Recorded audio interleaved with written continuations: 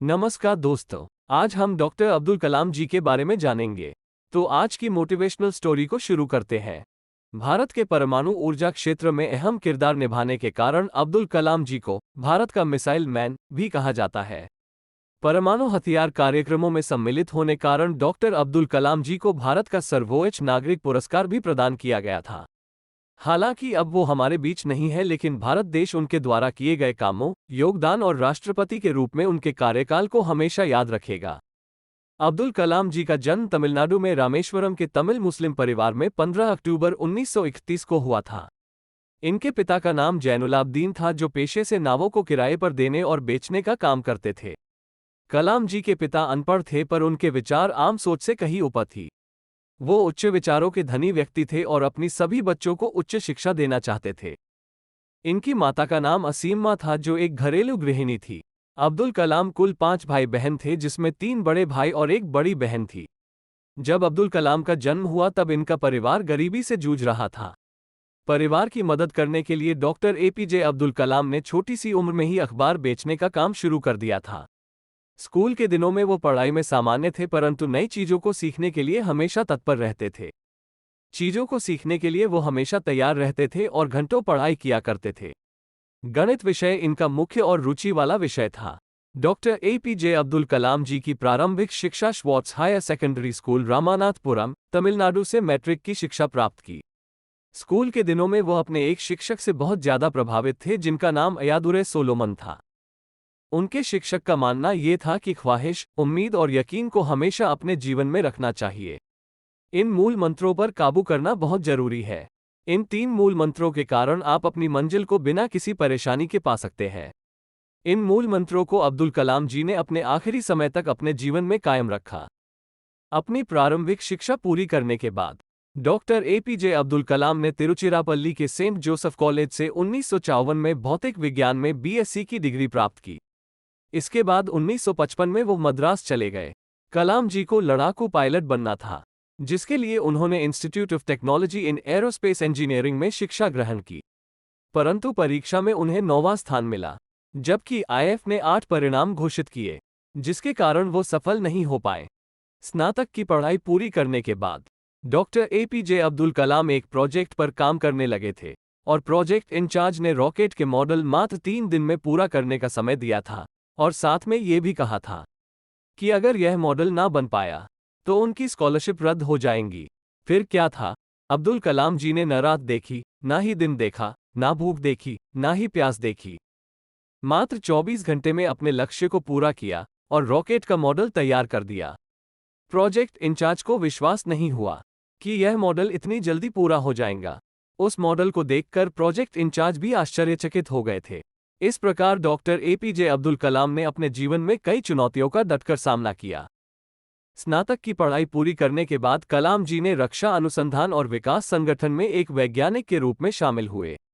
इन्होंने प्रसिद्ध वैज्ञानिक विक्रम साराभाई के साथ भी काम किया। 1969 में डॉक्टर एपीजे अब्दुल कलाम इसरो आ गए और वहां पर इन्होंने परियोजना निर्देशक के पद पर काम किया। इसी पद पर काम करते समय भारत का प्रथम उपग्रह रोहिणी पृथ्वी की कक्षा में वर्ष 1980 में स्थापित किया गया। इसरो में शामिल होना डॉक्टर एपीजे अब्दुल कलाम के लिए बहुत ही सौभाग्य की बात थी, क्योंकि उनको ऐसा लगा कि जिस उद्देश्य के लिए वो जी रहे हैं, उनका वो उद्देश्य पूरा होने लगा है। वर्ष 1963-64 में अब्दुल कलाम ने अमेरिकी संगठन नासा में भी दौरा किया। भारत के प्रसिद्ध परमाणु वैज्ञानिक राजा रमन्ना ने पहला परमाणु परीक्षण किया, जिसमें कलाम जी को परीक्षण करने के लिए बुलाया गया।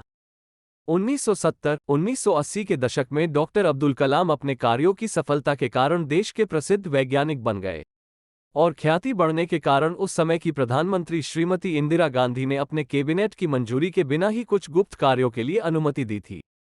डॉक्टर कलाम अपने कार्यों की सफलता और अपनी उपलब्धियों के कारण राष्ट्रीय जनतांत्रिक गठबंधन की सरकार ने डॉक्टर एपीजे अब्दुल कलाम को 2002 को राष्ट्रपति पद के लिए उम्मीदवार बनाया। अब्दुल कलाम जी ने अपने प्रतिद्वंदी लक्ष्मी सहगल को भारी मतों से हराकर 25 जुलाई 2002 को भारत के 11वें राष्ट्रपति के रूप में शपथ ली।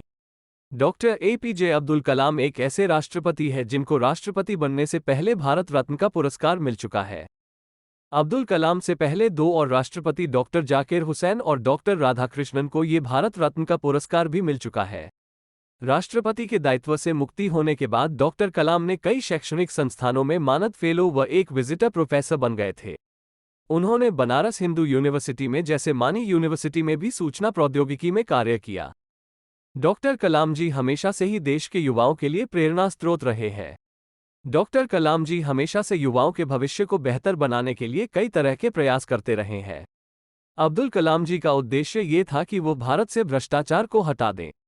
देश के युवाओं ने उनकी लोकप्रियता को देखकर डॉक्टर अब्दुल कलाम जी को 2 बार MTV youth icon of the year award से नवाजा था।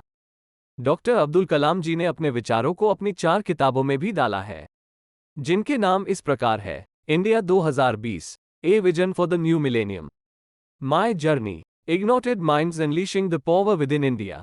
इन पुस्तकों को विदेशी भाषाओं और भारत के कई अन्य भाषाओं में अनुवाद किया जा चुका है।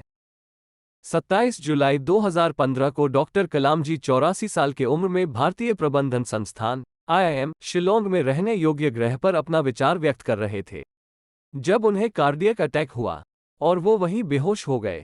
लगभग शाम को 6:30 बजे उन्हें बेथानी अस्पताल में ICU में ले जाया गया, जहां 2 घंटे के बाद उनकी मृत्यु हो गई। 30 जुलाई 2015 को उनके पैतृक गांव रामेश्वरम के पास उनका अंतिम संस्कार हुआ। अगर व्यक्तिगत जीवन के बारे में कहा जाए तो डॉक्टर कलाम जी पूरी तरह अनुशासन का पालन करने वाले थे। कलाम जी श्रीमद् भागवत गीता और कुरान दोनों का अध्ययन करते थे।